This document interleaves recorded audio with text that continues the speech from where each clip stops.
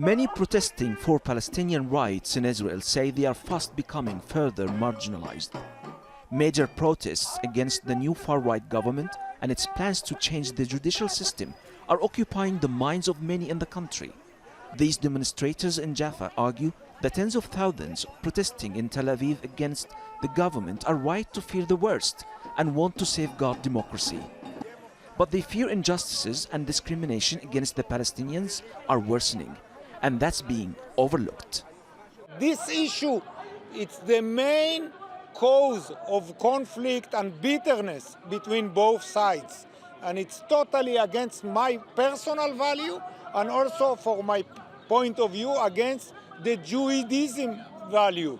There is a very few Israeli Jewish citizens, as you see, who are supporting our struggle. Some of them are anti-Zionist.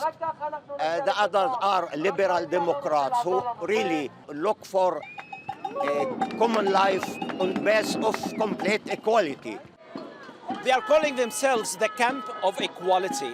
They are calling for equal rights for both the Israelis and the Palestinians alike.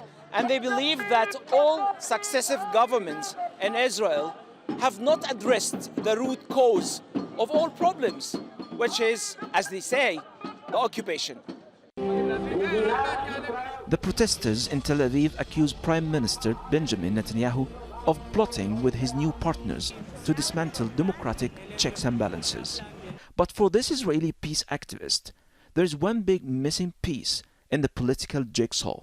We need to acknowledge the deep roots of the problem, which are not only this government, but the whole Zionist regime. We're talking about decades of indoctrination and of concealing the historical facts of what has been going on here from 48 and even before.